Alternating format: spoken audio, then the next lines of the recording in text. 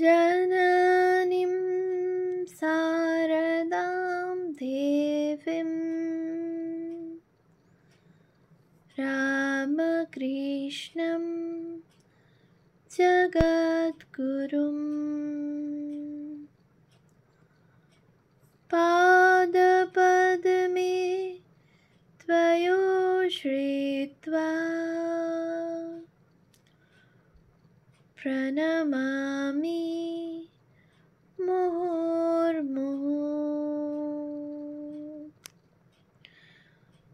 পূজনীয় স্বামী গম্ভীরানন্দজি মহারাজের রচনা শ্রীমা সারদা দেবী গ্রন্থ থেকে পাঠ, পৃষ্ঠা সংখ্যা 287। ভক্ত জননী। নিকটবর্তী গ্রামের এক সম্ভ্রান্ত ও বর্ধিষ্ণু বংশের উচ্চশিক্ষিত যুবক শ্রী মায়ের কৃপাপ্রাপ্ত হন।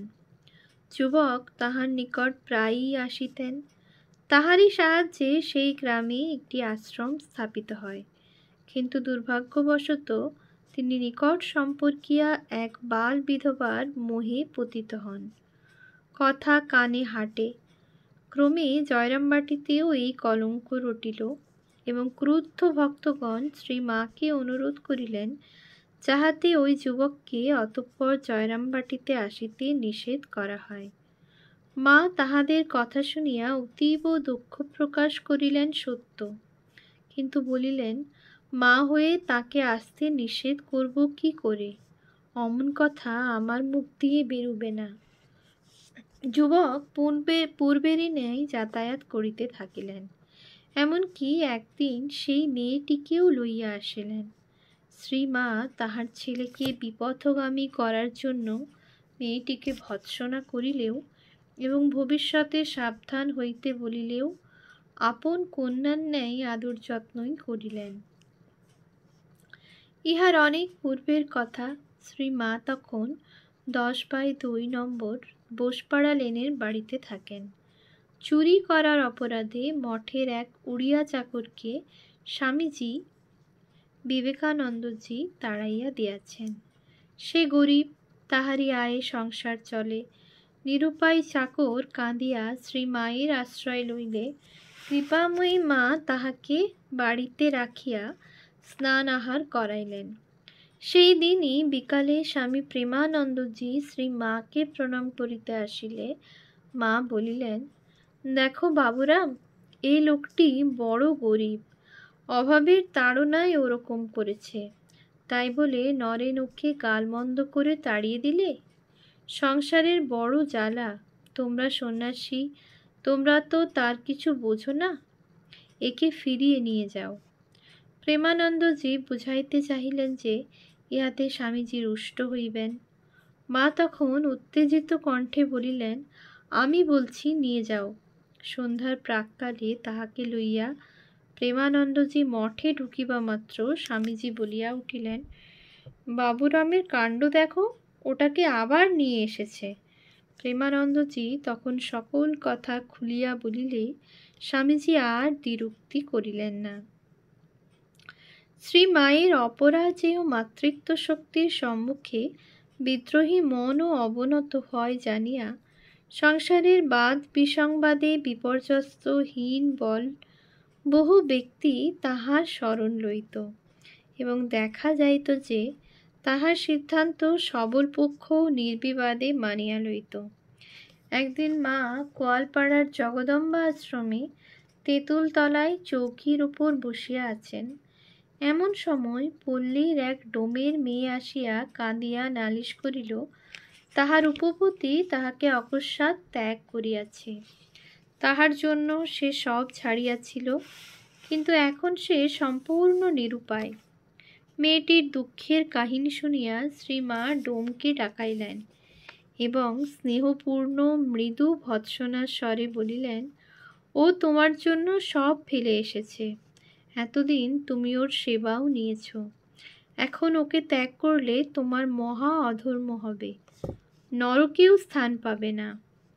শ্রী মায়ের কথায় লোকটির মন গলিল এবং সে মেয়েটিকে বাড়ি লইয়া গেল।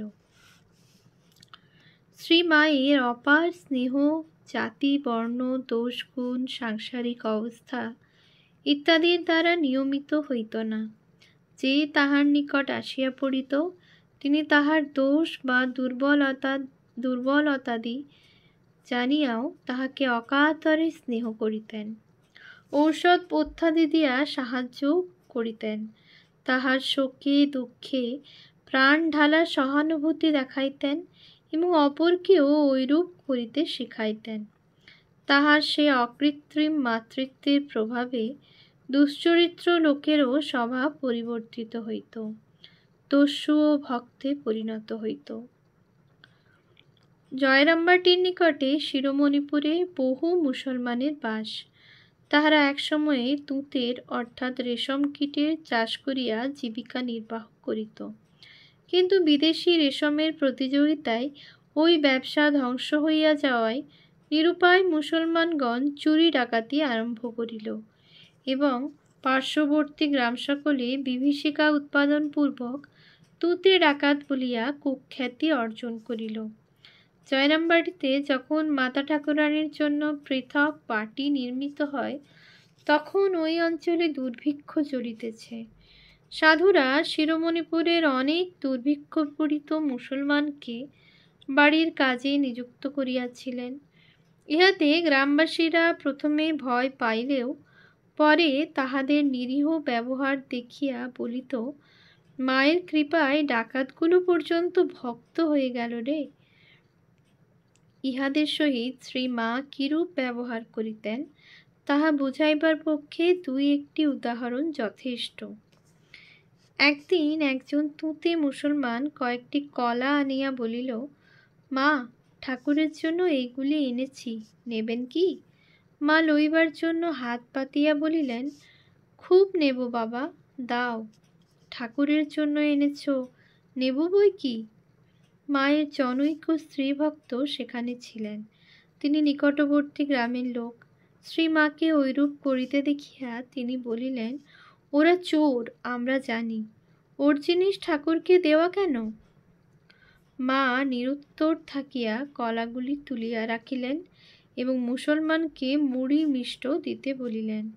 সে চলিয়া গেলে শ্রীমা স্ত্রী ভক্তটিকে তিরস্কার করিয়া গম্ভীরভাবে বলিলেন, কে ভালো কে মন্দ আমি জানি। তিনি মন্দকে উন্নত করিতেই সচেষ্ট ছিলেন। তিনি বলিতেন, দোষ তো মানুষের লেগেই আছে, কি করে যে তাকে ভালো করতে হবে তা জানি কজনে।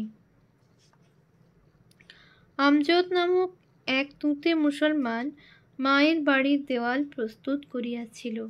একদিন মা তাহাকে বাড়ির ভিতরে নিজের ঘরের বারান্দায় খাইতে দিয়াছেন, আর নলিনী দিদি উঠানে দাঁড়াইয়া দূর হইতে ছুঁড়িয়া ছুঁড়িয়া পরিবেশন করিতেছেন। মা তাহা দেখিয়া বলিয়া উঠিলেন, অমন করে দিলে মানুষের কি খেয়ে সুখ হয়? তুই না পারিস, আমি দিচ্ছি। খাওয়ার পর আমজদ এঁটো পাতা তুলিয়া লইয়া গেলে মা উচ্ছিষ্ট স্থানটিতে জল ঢালিয়া ধুইয়া দিলেন। নলিনী দিদি মাকে ঐরূপ করিতে দেখিয়া, ও পিসিমা, তোমার জাত গেল ইত্যাদি বলিয়া আপত্তি করিতে লাগিলেন। মা তাহাকে ধমক দিলেন, আমার শরৎ শারদানন্দজি যেমন ছেলে, এই আমজাদও তেমন ছেলে। ইহারই পরের কথা। শ্রীমা জয়রামবাটিতে জ্বরে শয্যাগত। অনেকেই আসিয়া তাহাকে দেখিয়া যাইতেছেন। একদিন সকালে 9টা-10টার সময় তাহার সেবা দিতে রত ব্রহ্মচারী দেখিলেন একটি কৃষ্ণবর্ণ শীর্ণকায় ছিন্ন বসন বিষণ্ণ বদন লোক লাঠি ভর দিয়া বাড়ির ভিতরে প্রবেশ করিল। তাহার সম্পূর্ণ অপরিচিত হইলেও লোকটি যেরূপ নিঃসংকোচে ভিতরে চলিয়া গেল, তাহাতে ব্রহ্মচারীর বুঝিতে বিলম্ব হইল না যে এখানে তাহার যাতায়াত আছে। তিনি কৌতূহলী হইয়া পিছনে পিছনে গেলেন। শ্রীমা ঘরের মধ্যে চৌকিতে শুইয়া আছেন। বারান্দার দরজার সম্মুখে খানিকটা অংশ চাটাই ঘেরা। উঠান হইতে মাকে দেখা যায় না। লোকটি ডিঙ্গি মারিয়া চাটাইয়ের উপর দিয়া দেখিতেছিল। হঠাৎ মায়ের দৃষ্টি ওইদিকে আকৃষ্ট হয়। তিনি ক্ষীণ কণ্ঠে সস্নেহে ডাকিলেন, কে বাবা আমজদ, এসো। আমজদ প্রফুল্ল চিত্তে বারান্দায় উঠিল এবং দরজার কাছে গিয়া ভিতরে মুখ বাড়াইয়া শ্রী মায়ের সহিত কথা কহিতে লাগিল। মাতা পুত্রের সুখ দুঃখের কথা হইতেছে দেখিয়া ব্রহ্মচারী স্বকার্যে চলিয়া গেলেন। একটু পরে ঠাকুরকে ভোগ দিবার জন্য ব্রহ্মচারীর ডাক পড়িল। মা সুস্থ থাকিলে নিজেই পূজা আদি করেন। আজ তিনি অসুস্থ, তাই ব্রহ্মচারীকে ভোগ নিবেদন করিতে হইবে। পূজা, ভোগ নিবেদন ইত্যাদি অতি সংক্ষেপে ও অনাড়ম্বর, সাত্ত্বিক ভাবপূর্ণ। মাতা ঠাকুরানীর ঘরে ঠাকুরের সিংহাসনের নিচে পঞ্চপাত্রে গঙ্গা জল থাকে। উহা লইয়া গিয়া রান্নাঘরে নিবেদন করা হয়। ব্রহ্মচারী পঞ্চপাত্র লইতে আসিয়া বিপদে পড়িলেন। তিনি নিজে ব্রাহ্মণ আর ঠাকুরের ভোগ নিবেদন করিতে যাইতেছেন। আমজদকে বারান্দায় রাখিয়া পঞ্চপাত্র লইয়া যাওয়া চলে না। আবার তাহাকে সরিয়া যাইতেই বা বলেন কি রূপে? অতএব তিনি স্থির করিলেন কিছু না বলিয়া মায়ের সামনে দিয়াই পঞ্চপাত্র লইয়া যাইবেন। প্রয়োজন হইলে মা নিজেই বারণ করিবেন। ওইভাবেই তিনি গেলেন এবং ভোগ নিবেদনান্তে ফিরিয়া আসিয়া পাত্রটি যথাস্থানে রাখিলেন। মা সব দেখিলেন, কিন্তু কিছুই বলিলেন না। অপরাহ্নে আমজদ যখন ঘরে ফিরিতেছে, তখন ব্রহ্মচারী দেখিলেন তাহার মুখে হাসি, চেহারা সম্পূর্ণ অন্যরূপ। সে স্নান করিয়াছে, গায়ে মাথায় তেল মাখিয়াছে, পেট ভরিয়া খাইয়াছে এবং পান চিবাইতে চিবাইতে চলিয়াছে। তাহার হাতে এক শিশিতে কবিরাজি তেল এবং পুঁটুলিতে নানা জিনিস। শ্রীমা পরে ব্রহ্মচারীকে বলিয়াছিলেন, গরম ওষুধ খেয়ে আমজদের মাথা গরম হয়েছে, রাত্রে ঘুম হয় না। অনেক দিন থেকে ঘরে এক শিশি নারায়ণ তেল পড়েছিল, তাকে দিয়েছি। মাখলে মাথা ঠান্ডা হবে, খুব ভালো তেল। আমজদ শীঘ্র সুস্থ হইয়া উঠিল। কোনো প্রয়োজনে সংবাদ পাঠাইলেই সে মায়ের বাড়িতে আসিয়া বিশ্বস্তভাবে সমস্ত করিয়া দিত। জ্বরের সময় শ্রী মায়ের আহারে অরুচি হইলে চিকিৎসক আনারস খাওয়াইবার বিধান দিলেন, কিন্তু পল্লীগ্রামে আনারস কোথায়? আমজদকে খবর পাঠানো হইল। সে নানা স্থলে অনুসন্ধান করিয়া আনারস আনিয়া দিল। আমজদ শ্রী মায়ের স্নেহ পাইলেও চুরি ডাকাতি ছাড়ে নাই। তাই জয়রামবাটির লোক তাহাকে খুব ভয় করিত। কিন্তু অন্য গ্রামে ডাকাতি হইলেও আমজদের প্রভাবে জয়রামবাটি উহা হইতে মুক্ত ছিল। একবার জেল হইতে মুক্তি পাইয়াই আমজদ বাড়ি ফিরিয়া দেখিল গাছে লাউ হইয়াছে। অমনি এক ঝুড়ি লাউ লইয়া সে জয়রামবাটিতে শ্রী মায়ের নিকট আসিল। মা বলিলেন, অনেক দিন ভাবছিলুম, তুমি আসনি কেন? কোথায় ছিলে? আমজদ জানাইল যে সে গরু চুরির দায়ে ধরা পড়িয়াছিল, তাই আসিতে পারে নাই। শ্রীমা সেসব কথায় তেমন কান না দিয়া সহানুভূতির সহিত বলিলেন, তাই তো ভাবছিলুম আমজদ আসে না কেন। তিনি যখন শেষ অসুখের সময় কলকাতায় ছিলেন, তখন একদিন পত্র আসিল যে আমজদ ডাকাতির দায়ে দিন কতক ফেরার থাকিয়া ধরা পড়িয়াছে। মা শুনিয়া বলিতেছেন, ও বাবা, দেখলে, আমি জানতুম তার ডাকাতিটা জানা আছে। শোনা যায় শ্রী মায়ের দেহত্যাগের পর ডাকাতি করিতে গিয়া আমজদের গায়ে তলোয়ারের চোট লাগে, উহাই পরে ঘা হইয়া তাহার মৃত্যুর কারণ হয়।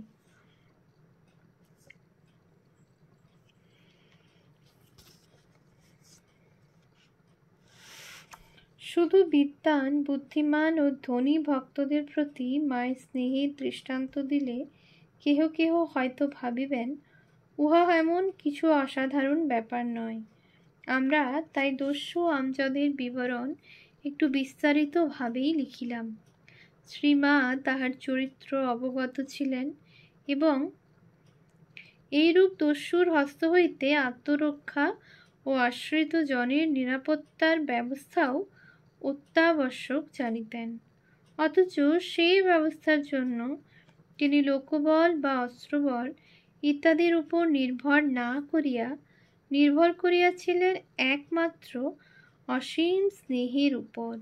আমরা দেখিয়াছি সেই স্নেহ দস্যুর হৃদয় জয় করিয়াছিল। এখন আমরা সাধারণ জীবন হইতেই আরও কয়েকটি দৃষ্টান্ত দিব। ওম শান্তি শান্তি শান্তি। হরি ওম তৎসৎ। শ্রীরামকৃষ্ণার্পণমস্তু।